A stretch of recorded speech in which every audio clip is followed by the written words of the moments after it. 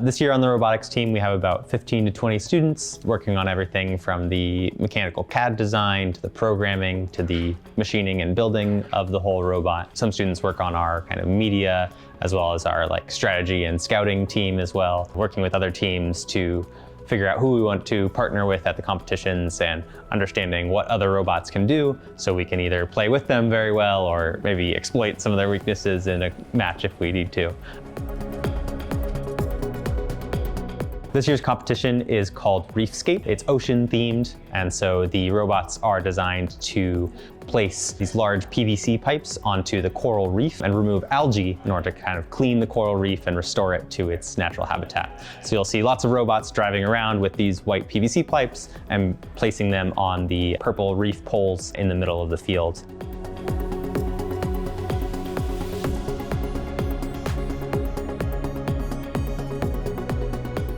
This year, our robot is the Quacken. It is meant to take these PVC pipes and place them on the reef. It looks like a coral reef. And during the game, there's these huge kickballs. They are placed in between some of the pipes. It's one of our tasks to take them out. We're cleaning the reef of all the algae and pollution and strengthening it with the coral.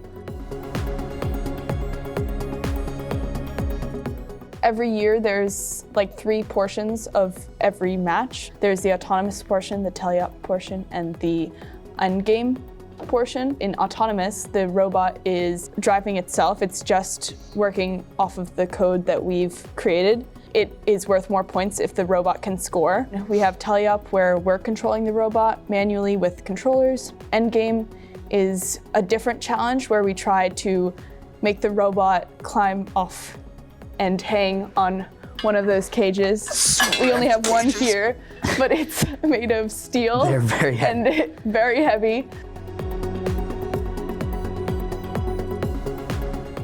This year's challenge was a big focus on a lot of our CAD design skills and learning to design things to all fit together within the robot and be able to iterate and improve on those designs over the course of the season. Particularly with the climbing element, it's very tricky to fit this big steel structure into your robot and then figure out where the center of gravity is going to be so that everything hangs level and even. So that was a really cool thing to work with the students on some of those design sides.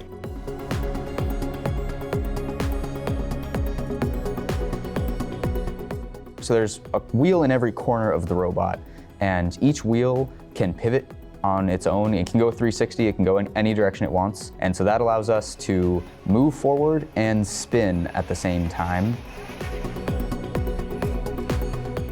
On the software side, it's been a lot of learning about automating different procedures and doing a lot of things in parallel. This year's game is very much about the speed and efficiency with which you can do a similar task over and over again. And so we spent a lot of times developing different automated routines and autonomous modes that let our drivers think less about exactly where the robot needs to be, how high is the elevator, where is the claw. The robot takes care of all of that through the software. We want it to be really accurate when we get closer to the reef, but from farther away, we just want to get there as quick as possible.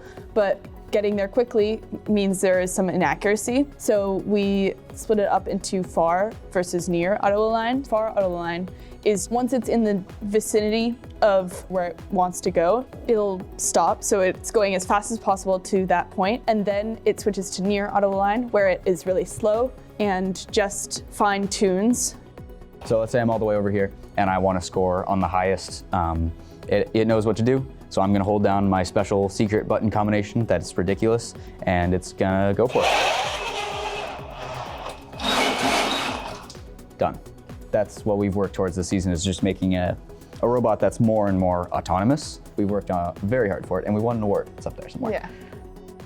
We have all kinds of different students that join our team, some with no background in engineering or in software at all, who get to learn in this hands-on environment and get to experience this fun, competitive nature that we really enjoy and we get to kind of share with all of our students.